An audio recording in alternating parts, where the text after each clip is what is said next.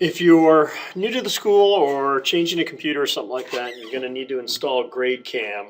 What I'm going to do is show you how to install it, and then in a second video, I'll show you how to get it set up with the right registration key, and then sort of how it works so you can adjust the camera and those kinds of things. So first thing you got to do is install it. I like to go up here to Network, double click on that, go down to the shared directory.